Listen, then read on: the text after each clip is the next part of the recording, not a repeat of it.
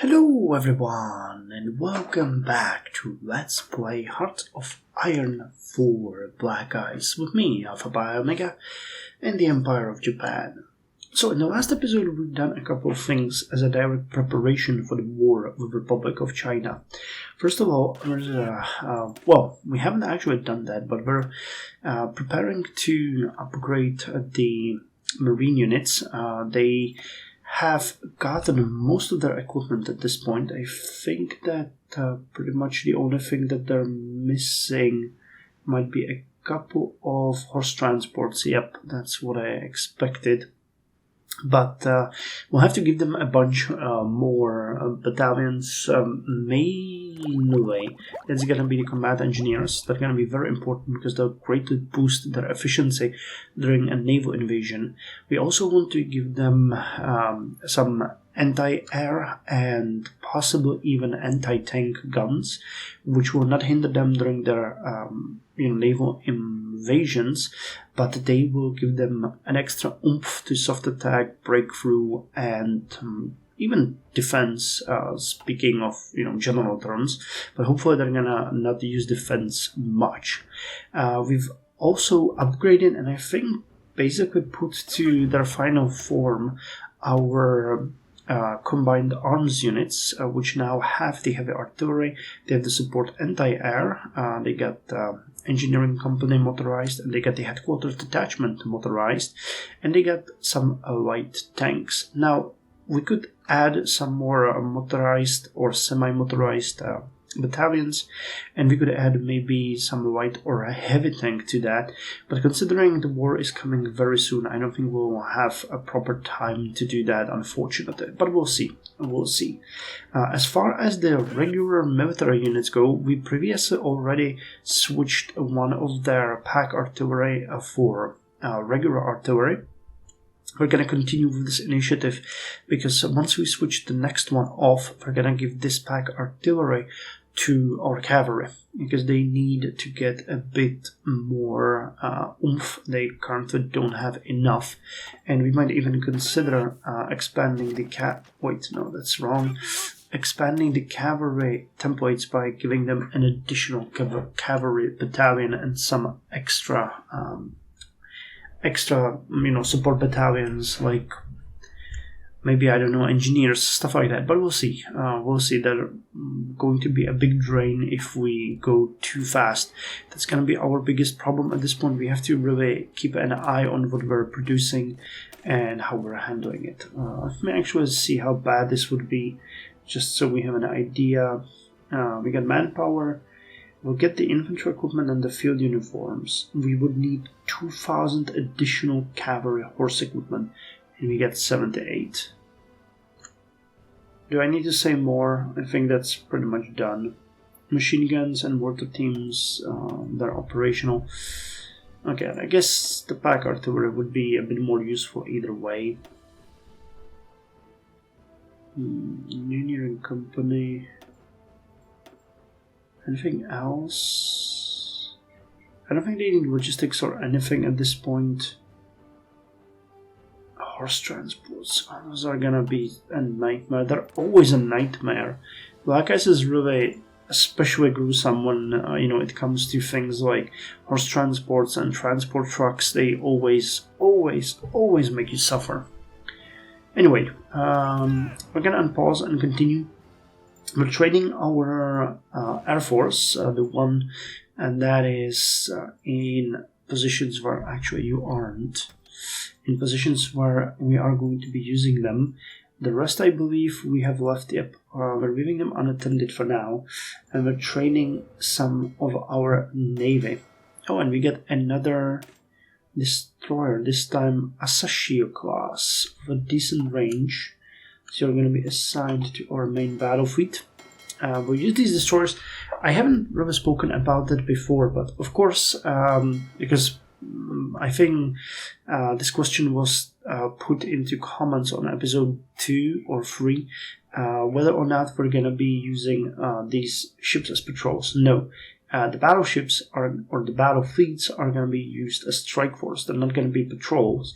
Patrols are going to be the destroyers, the older ones that are going to be sailing around the coast, and we'll have our battle groups positioned in strategic places like Port Arthur, Kagoshima, and Taiwan, so that they can strike when enemy fleets dare leave the port. We'll see. We'll see. Anyway, last but not least, that's one more thing. Sorry about that. I know that I should have already started, but one thing that I think we should start producing is the fast bombers, because those are going to be really important for us. And I think it's these key 1-2s, right? I noticed that we weren't producing them, and considering that the planes with the longest range and they have a really good strategic bombing. Yeah, key 1, 2, and key 1. So we need to start producing those, and I think we're not doing that. Yeah, we aren't. Okay. So the key 1, 2 medium bomber is a fast bomber with a range of 1145 kilometers. And these Navy bombers are also pretty good, but they don't have any... Wait, the naval bombers... carrier... No, it's a carrier bomber wing. Do we have naval bombers somewhere? They're not these flying boats. This is also not... Wait, do we not have any naval bombers?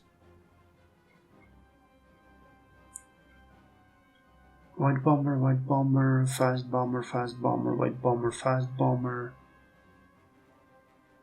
So are we producing them but not actually utilizing them at all? We have a couple more white fighters that we could deploy, so let's do that. Some light and medium bombers. And yeah, we're producing the Navy bombers, which can do some nice hits, but they're not really doing anything. Okay, well, either way, we'll just keep them there. You guys can be deployed, and doesn't really change much of our plan. So the medium bomber, Mitsubishi Key 1-2, is gonna be our priority for now. Let's put them here. This is a carrier bomber, carrier fighter, white fighter, yeah. And by that I mean we would like to put at least 4 factories on those. So how are we gonna do that? Well, we don't really need these carrier cruiser supports.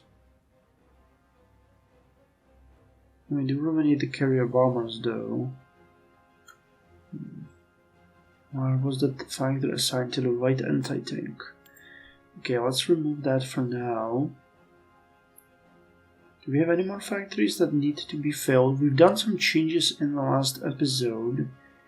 Yeah, light artillery needs 2. Okay. Well, I guess that's fair. So let's put 2 factories on that for now. We'll see. The production is going fairly fast for our military factories, so we should see a couple being built fairly soon. Okay, with that said, really, we're gonna continue. Sorry for all the strategic thinking out loud, but I think that's better for you guys if you hear me do the reasoning instead of just plainly doing it. There's a fight going on here which you can join. I think there's that Soviet division here though. Yep, it's right there. It's right there. Fighting the German Panzer Division. Okay, well, can we join the Panzer Division? Or will we just... Okay, joint training proposal. Our embassy in Dominican Republic today received an invitation to send a delegation of our troops to the regular troop exercises. Sure, we'll take that. We're getting a bit of army and air experience. We have to be mindful of fuel and rations, though. We're still not getting any penalties, but they will start happening very soon. So we'll need to start importing. We do have extra factories that we can just put on that, but I'll let it run for a little longer time to see the effect.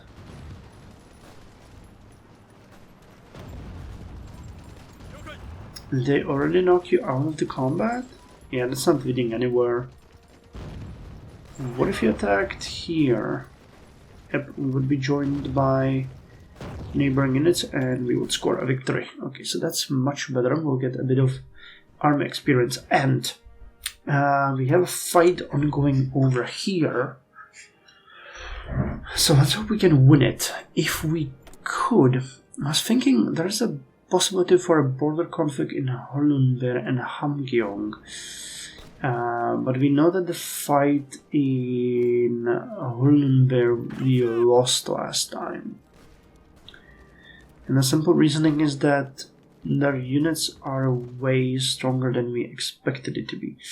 So what I was thinking is we could basically send the Marines there for a bit of experience, considering it is a cross-navy fighting, or cross-river, what did I say, cross-navy? Considering it's a cross-river attack, it might be good for them. So let me temporarily assign to them to the first army and have them join there, and we're gonna start preparing the conflict here and launch it. Marines have a decent chance at gaining us a victory and winning some experience. Third International Chopin Piano Competition.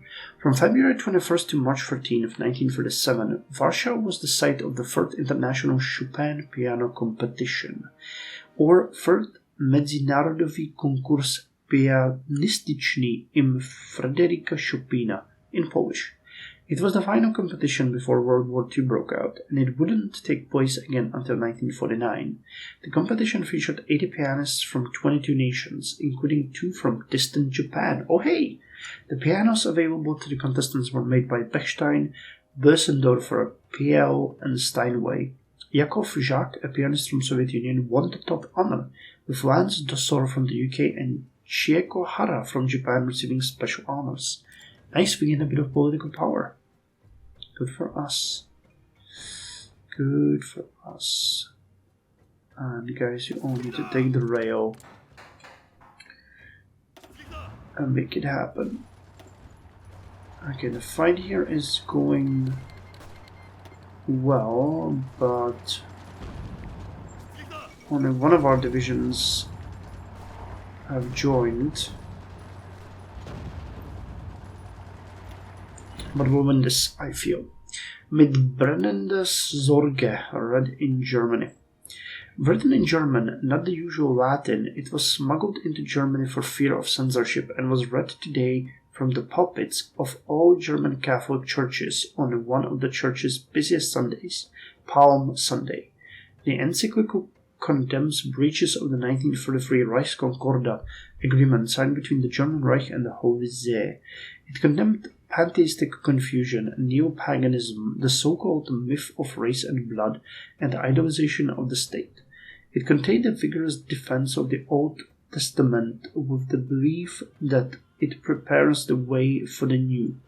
It states that race is a fundamental value of the human community, which is necessary and honorable, but condemns the exaltation of race, of the people, of the state above their standard value to an idolatrous level, also declaring that man as a person possesses rights that hold from God and which any collectivity must protect against denial. The Nazi Party are not named in the document, although National Socialism, Adolf Hitler, and the Nazi Party are not named in the document, all those who hear it know exactly who is being criticized, with some even believing it labels the Führer a mad prophet. It has been the first organized criticism of the Nazi Party since they came to power, and many Catholics have hated the words of the Pope.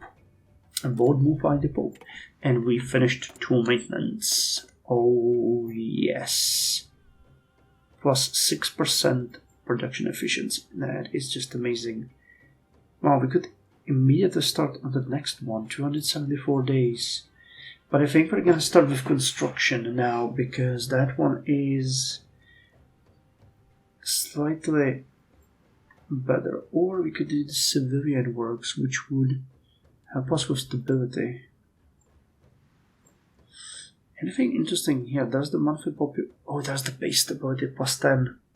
The sulfa drugs. And medical research. Rations decay minus 10%. So that would be 0.4 every day. And it takes only 61. Let's go with construction 2. And we'll get the free on refrigeration once we get the concentrated industry 2. I think we're still fine on food, but we have to be really careful here. I don't want to get to levels that will start bringing us penalties. Okay, delete this.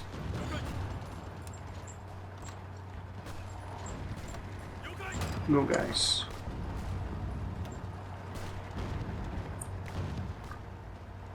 Oh wait, they're defending.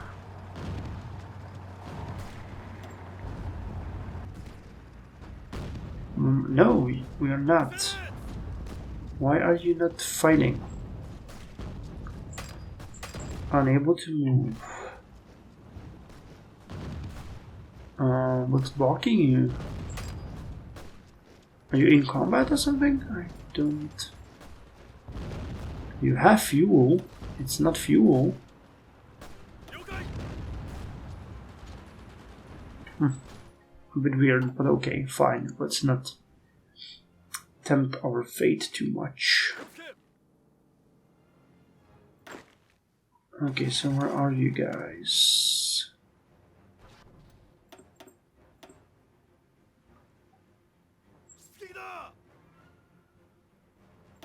Just go.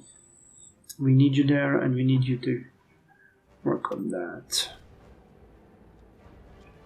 Oh god, they're overwhelming us. Yeah, but our units are automatically retreating and coming back, which is great. They'll regain their organization and rejoin the fight. So generally speaking, yeah, and considering they're taking way more casualties than we are, or at least it seems like that based on the stats, I think we might be able to hold it. With this amount of units, it shouldn't be much of an issue. Italy-Yugoslav treaty signed. Italy and Yugoslavia signed a treaty in Belgrade to respect their land and sea frontiers, and to provide for neutrality in case either party should be attacked by a third. This treaty aims to strengthen the bonds of sincere and lasting friendship between the two countries, and to establish a new era in their political and economic relations. The maintenance and consolidation of a durable peace between the two countries is also as an important condition for the peace in Europe. Well, okay.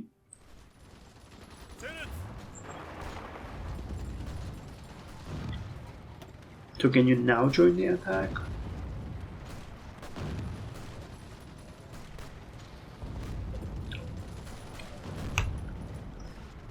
Brigade Internationalis. Militia. Oh, I have it paused. I was wondering what's going on. Sometimes it happens, you know?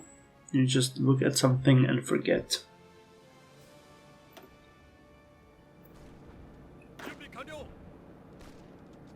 Oh god, you didn't rejoin the fight? Why not? Come on. They can throw in the units, why can't we? Well, hopefully, looks like we might still be winning, so... I don't understand the rules of the border conflict very clearly. it's probably palpably easy to see. Okay, anything else that we want here? Increase the pay rate of our soldiers. No, not really. Incident at Soviet border unit. Ah, okay. So this one will end. Effective border conflict is lost. No progress in Soviet Union. Kuruma. So we got 2 civilian factories and we have a design company available. Now, since we finished Kuruma, next we go with the 600-mile industrial belt. That gives us 4 civilian factories and 2 hydroelectrical plants and allows us to get Kawasaki Heavy Industry. And gives us a research bonus for 2 maintenance skills and training in guilds and colleges. Awesome. So 600-mile industrial belt. From Nagasaki and Hiroshima to Tokyo is a 600 miles with a series of industrial cities. The region of Osaka, Kobe, Kyoto, Tokyo, Yokohama, Nagoya and Nagasaki, Hiroshima, Shimonoseki and Moji in the northern Kyushu. 42 days. Wow, 12 factories now. It's pretty decent. And most of those will be available for imports. Oh, come on, why can't they throw in units and we cannot reinforce? That's so bizarre. Is it because they have a larger army? In the region, I truly don't understand how this works. Or can a unit join just once? I don't know, it's weird. It is weird. But at least we're getting a lot of bonuses from that. Failed.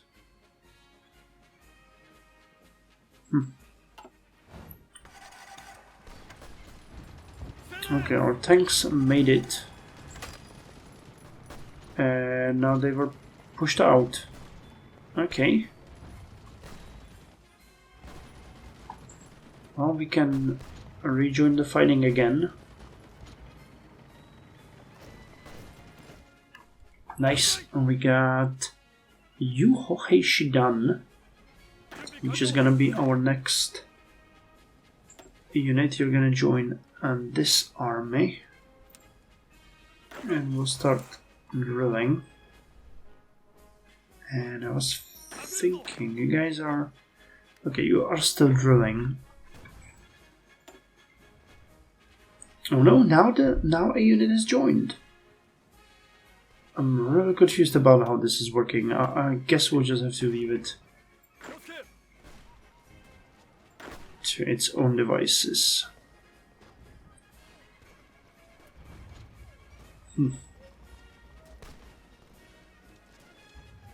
It's just really weird. Okay, and with that said, I think we can prepare a border conflict here, which will allow us to start it, right?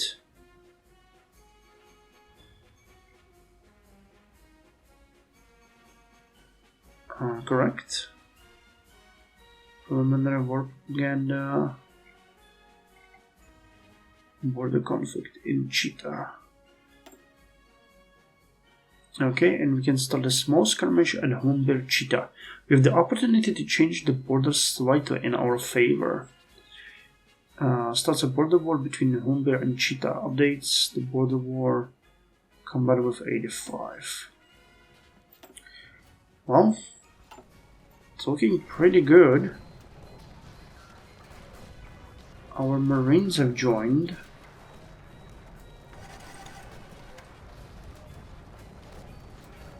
And there's a armored unit here. That doesn't look all that good. Foreign volunteers.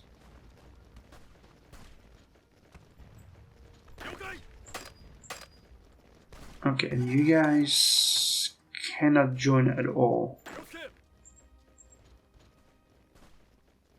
Oh, okay, at least we might have a... No, they're actually doing pretty good. 14. 4.5. Oh, we're not gonna win, but we'll get some army experience out of that. And here we are. Okay, our units are rejoining, and they seem... Okay, well, it's still continuing. We're getting a ton of experience. That's the important part. Let's not be petty. Let's leave it to how it is.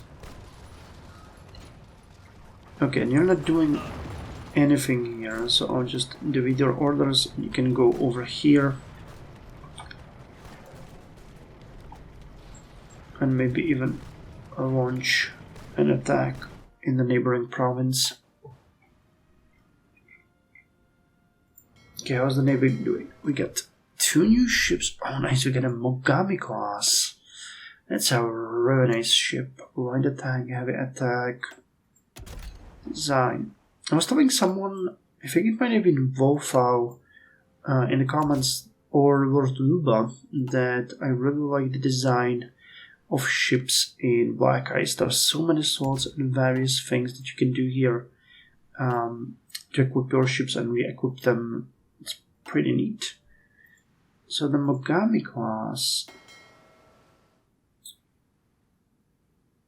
I'm thinking I might relegate one of these Kumas because they're mine-laying ships. Oh, we haven't really dealt with the mine-laying stuff yet.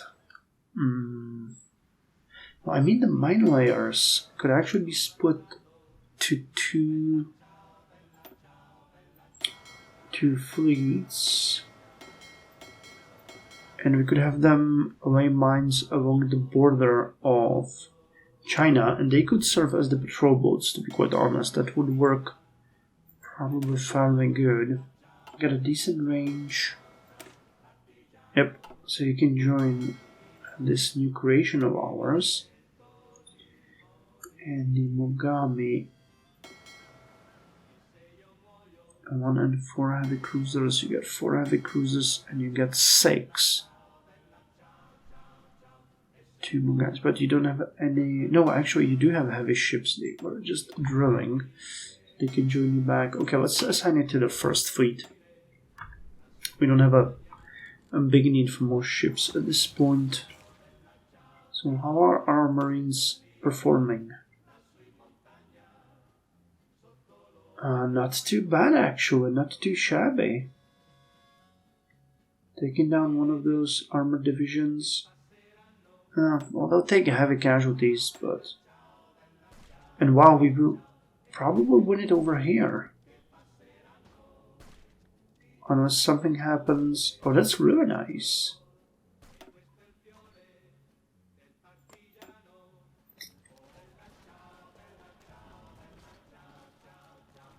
Yeah, we knocked out one of them, and we're probably gonna knock out another one. The Marines are pretty good. Which they should be. Come on, and this. 1.6, 1.3. 1. Come on. Victory in Vladivostok. So we gain 5 army experience, we get a bonus to land doctrine research, and Soviet Union lost 25 political power. Not bad. Now we need to win just this one, and I'll be happy. I'll be happy. Okay, so what are our tanks doing? They're moving here, and they're gonna join an attack. That's all that I want from them.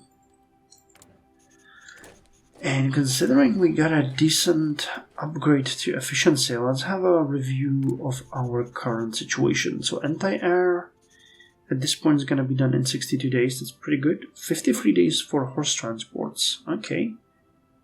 Artillery tractors, 436 days. Okay, that is a major issue. Those need to be done much sooner. And we have just one factory working on that. The tankettes are being produced. It's fine. Light artillery, 94 days, that's okay. Field uniforms, it's 12 days. Transport trucks, okay. It's no longer above 1,000 days, but it's still about 2 years.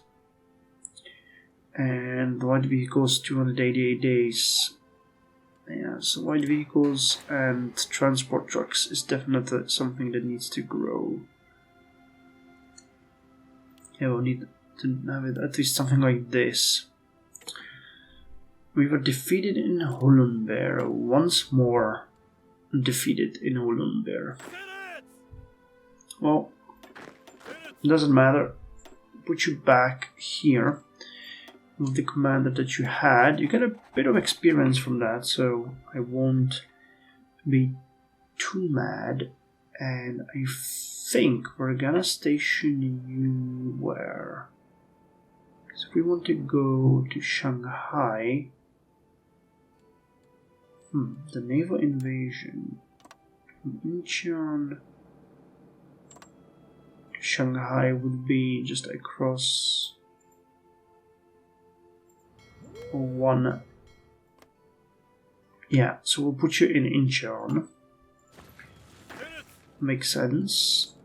But we're gonna make it slightly different. I'd like you to... Wait, what am I doing? I'd like you to start in Incheon. Here's naval invasion. But you're not gonna just attack Shanghai, you attack these three provinces. No, just these two. Okay, that's pretty good. And we get you finishing the submarine interwar hull. So what else can you do? Well, we could... I was a bit skeptical about the bombers. The flying boats. I don't think we have what it takes to work on that. Why can't we do... Where are the fast bombers? Tell me. Here. So what does this one require? Unlock air text for the army? What? Air text for the army. Kawasaki aircraft. That's a bit weird. I don't know what we need to do. Probably some focuses. Well, okay, fine. Let's work on the improved hydrophone and early sonar first. In addition to a hydrophone, by using modulated sound waves, the system can accurately measure bearing and distance to target. So let's research that. And on that note, I'm going to end the episode here. So thank you very much for joining me, and I'll see you in the next one, where we are going to continue with what we're doing right now.